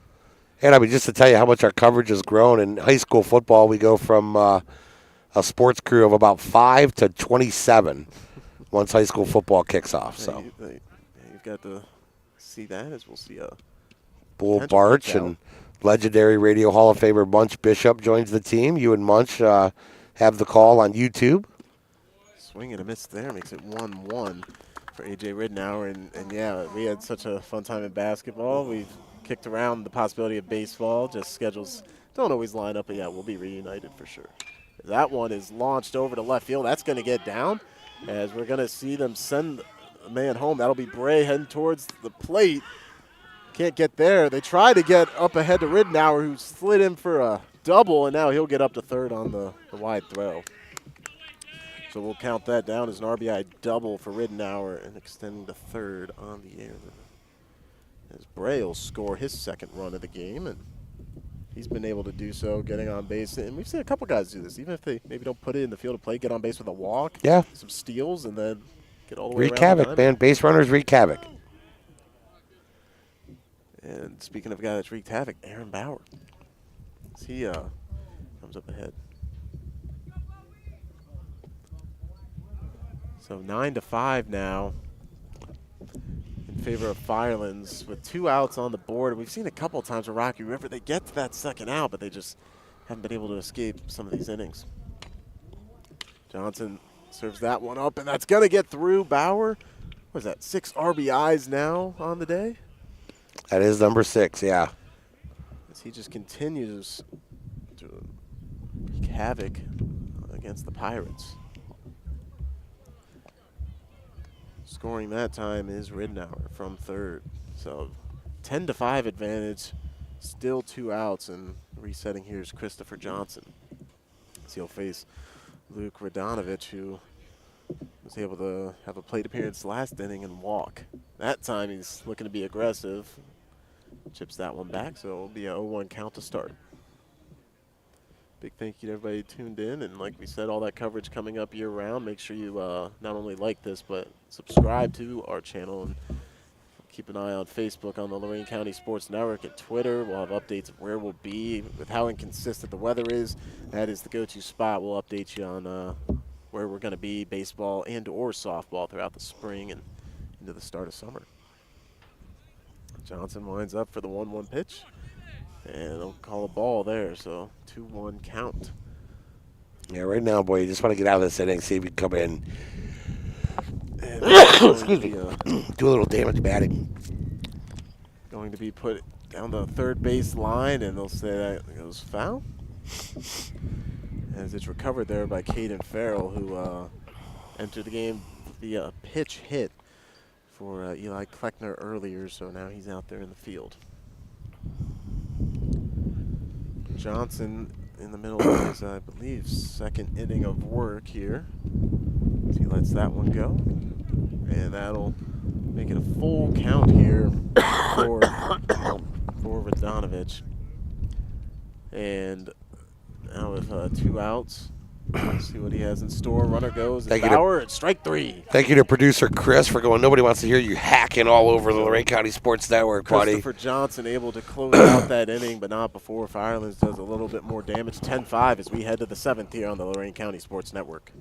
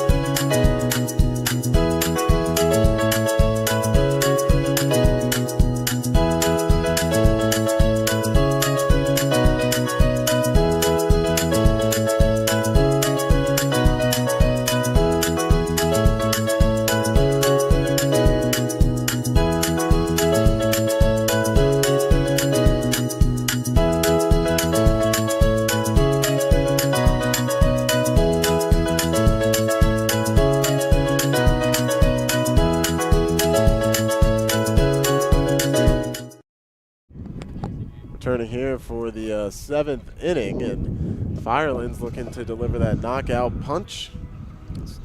Garrison Lee maintains on the mound, and like we said, looking for that save opportunity. If you're Garrison Lee right here, Brian, or Max, I'm sorry. It's the LCA location. Yeah, I know, buddy. That's my football partner. You just go at these batters, right? No cute stuff. Go at them. Try to make them swing the bat. Let your guys make plays behind you. Get out of it. You're going to get a save out of it. Garrison Lee pitched good in that 6th inning. Come in, shut it down, get 3 outs, and go home here. As they find themselves looking to get back-to-back wins, we're able to get a dominant victory over Clearview earlier in the week, where they put up double-digit runs in that one as well. So the offense finally its groove at the right And time. get back above that 500 mark. So that'll be a swing and a miss, and we'll start the 7th with a strike there. The Falcons can finish this off. That'll put them at 9-8 on the season as they come up with a big LC8 run here. Max, you were talking about earlier. Yeah, that's right. They will be facing Columbia and as well as a few Keystone in the near future next week. So now we'll see the 1-1 count even up here. As that wind, it's been coming and going right now. We're feeling the effects. Swing and a miss. Doesn't throw off Lee there as he gets it to a 1-2 count. If you're just joining us, Lee took over in the 6th inning and was able to navigate through that. Had a couple tough spots and found himself in a jam, but he was able to get out of it. And his lineup backed him up in the bottom half of last inning as that one goes a bit wide. 2-2 count.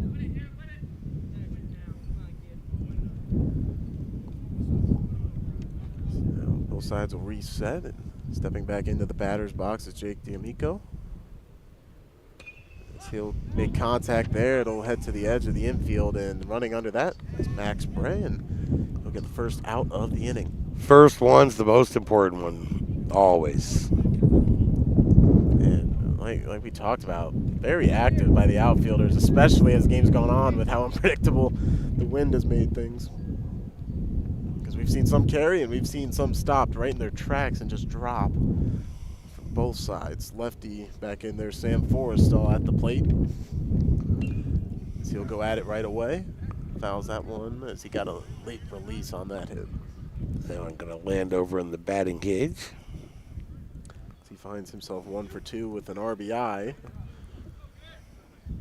Or excuse me, he finds himself 1 for 2 and RBI as well as 2 runs himself. So he's been productive here for the Pirates today. 1-1 count, 1 out for Garrison Lee on the mound. As he's in the motion, lets that one go, and that'll go right over Aaron Bauer's head, and that'll get down for a single. He starts a rally here for the Pirates.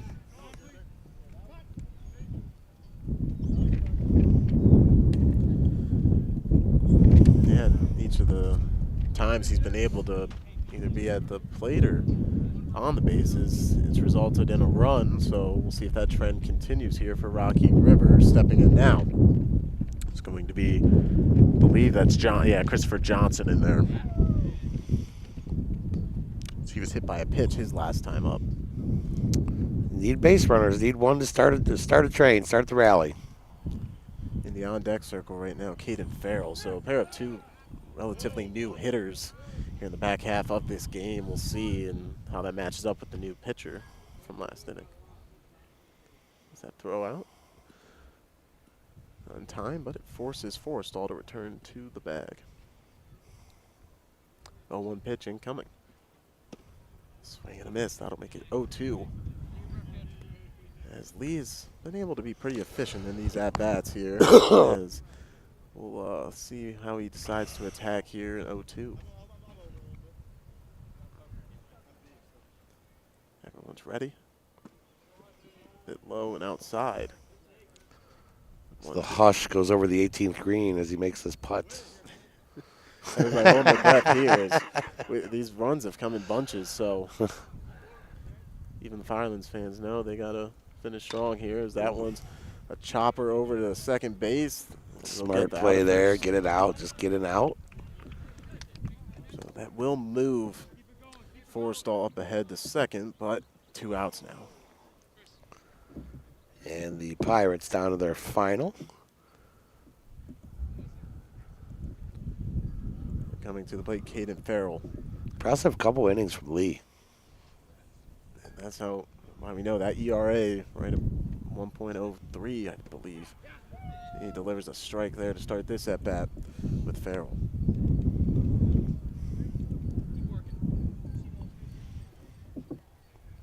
We'll see how much of a lead Forrestall decides to work with here at second. Pop up, that's right at us. Past us, as we thought we had to adjust. Right at us. Ooh. You may have heard the fence clang. Ridenour coming over to try to protect us best he could if it was on the fence line. And the Pirates now down to their last strike here, Max. You know, with the gate open here, I gotta wonder, would it be legal if he went out there and caught it? I didn't think so. Just double check with the expert. That pitch just a bit high, so 1-2. 2 outs. So he's getting some encouragement from the fellas in the field here.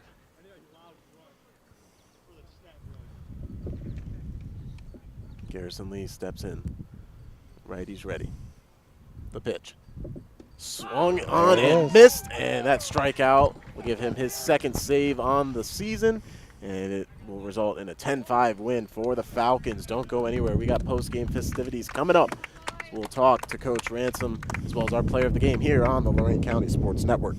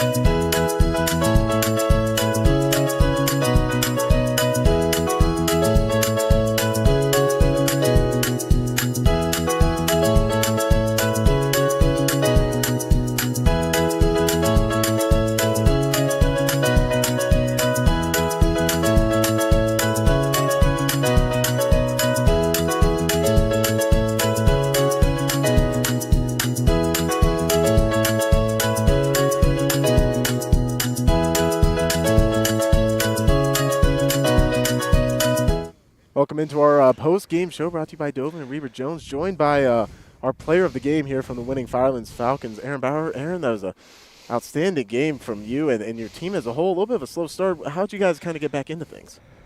Just the momentum from one guy getting that hit and getting it started is all it takes. The innings that we had a leadoff out didn't produce anything, but the first guy getting on is huge for us. And you were a big part of driving in, run 6 RBIs today. Is that close to a career best for you? I think it is a career best in high school. Before this, it was 5. Okay. You were leading the team coming into today, so no shocker there. And obviously, stepping out of conference at this point in the season, does that help you prepare for the playoffs a little bit more? Yeah, definitely, because this is definitely tougher competition than we're used to. So it was good to face these guys. Good team. And next up, you'll head back into conference play, and it's still with the weather not helping. How have you guys been able to find some consistencies? You get back above 500 now. Just hard work, determination, just never taking a day off, man. And one thing that really impressed us, and obviously you had a lot of great plays in the field. Garrison Lee really came in, slammed the door shut there. Just talk about him and his impact getting the save. Oh, yeah. He just came back from mono. He was out for like 2.5 weeks, wow. 3 weeks. So he just came back, first relief appearance in a while, and his arm was healthy. He lit it up. Yeah, we would not have guessed that. So congrats on the win. We're going to make sure we get you to sign your name on the bat, be etched in Lorain County Sports Network history. And thank you for your time, man. All right, thank you, man. Thanks for having me. Absolutely. Once again, Aaron Bauer joining us here in the post-game show. That's going to just about do it for us as we wrap up here. Firelands getting that 10-5 victory over Rocky River. Keep an eye out on our social media and where we're going to be next, as we'll post about that here in the coming days. And have a great rest of your weekend.